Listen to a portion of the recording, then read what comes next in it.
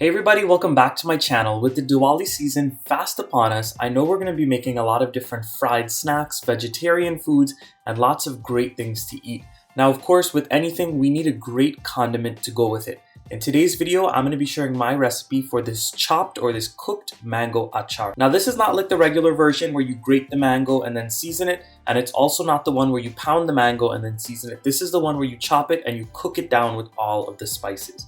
If you all want to see how I put it together, then please keep on watching. Today's video is being sponsored by Subrams. I'm going to be making use of the Sugrams cumin or geera powder, as well as some of their hot pepper. Now, this recipe is great because if you do not have access to fresh hot peppers, you can use one of the many different hot pepper sauces they have on the market. All of these pepper sauces are very hot, they're bottled at peak freshness, and trust me, it is just as if you are using a fresh pepper. For anybody who doesn't know what Subrams is, it is a brand that sells many different Guyanese products, dry goods, and it has been started by Soogrim.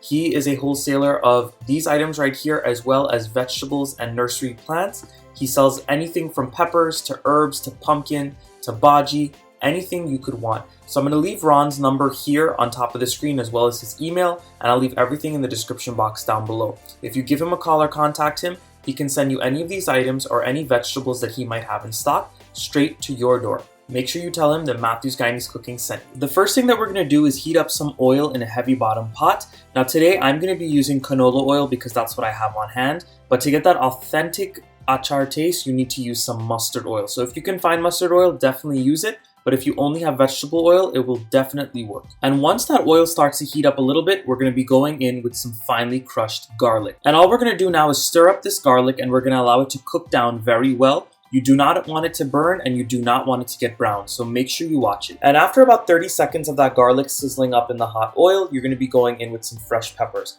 Like I mentioned before, you can reach out to Ron Soogrim and you can get fresh peppers and hot peppers from him, or you can go ahead and use one of his many different pepper sauces he has on the market. I've made this recipe with fresh peppers. I've also made it with the pepper sauces, and let me tell you what, every time it was just as good. And once those peppers have sizzled up for about another 30 seconds, it is time to go in with our spices. I'm going to be going in with some fresh amchar masala or achar masala, and I'm also going to be going in with the Soogrim's roasted ground geera. I promise you that when you use the Soogrim's brand roasted ground geera, a little bit goes a long way because it is so flavorful and it is so fresh that you're not going to need too much. And at this point, we're going to be going in with some salt. Remember, whenever you make achar of any kind, you need to go in with a good amount of salt and you have to go in with a good amount of oil. What these two ingredients do is they help to preserve whatever it is you're making, and you can leave it in the fridge for much longer. Now, being that I'm using amchar masala, it is a very coarse grained masala, so you need to make sure to cook it down well.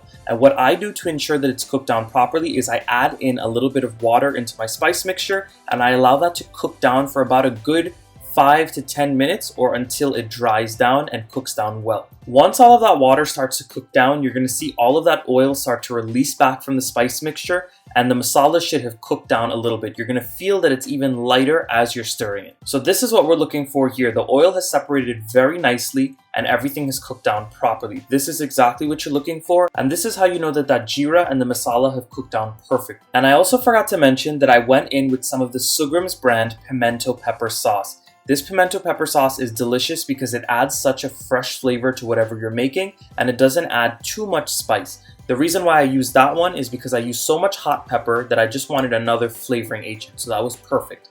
Now, once I mix that in, I'm going in with all of my chopped mango. Now, as you all can see, I'm using very green mangoes. I'm using 2 of them today. I peeled them, washed them, and then I went ahead and chopped them into chunks. Now, when I chopped the mango, I did not take it off of the seed. I left that bony or that seedy piece in the middle just because my family likes to chew on that piece. But if you want to take it out, you can feel free to do that. But at this point, I'm just going to go ahead and stir up the mango with all the spices and seasonings, and I'm going to bunjay it down very well until the mango is basically frying in all of these spices. So I've had this mango covered for about 5 minutes at this point, and as you all can see, it started to dry up very nicely, and that oil has been frying up the mango from the inside out. So as you all can see, it needs a little bit of water to cook it down, just being that the mango is still hard. The reason why I cook it this way and let it dry down first is because if you let the mango sear with those spices, your achar is going to be so flavorful. If you just add it in water right away, you're not going to get much flavor out of it. So at this point, I'm going to be going in with some water.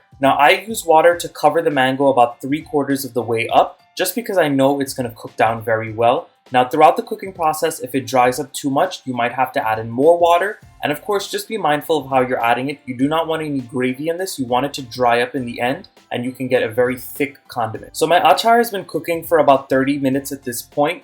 And as you all can see, I had it covered the whole time on about a medium to medium low heat. You want it to be at a moderate temperature, so this way those mangoes cook low and slow and they get very nice and tender. And let me tell you, the longer that you cook this and the slower heat that you cook this on, those mangoes are going to get nice and mushy and absorb all of that amazing flavor that we added in.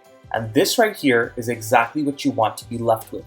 All of those mangoes have cooked down well. You have some chunks of mango and you have some pieces that have mashed down. Everything's nice and tender. So at this point, you want to go ahead and taste it to see if you have enough salt, enough pepper, enough seasoning in general, and then it is ready to serve. So I hope you all enjoyed my cooked mango achar recipe. If you want to see how I put together the freshly grated mango achar, that original version, I have that on my channel already, and I'll link it in my description box below and at the end of the video. But of course, if you want to try this cooked version with all of these amazing Subrams products, then please go ahead and give this recipe a try.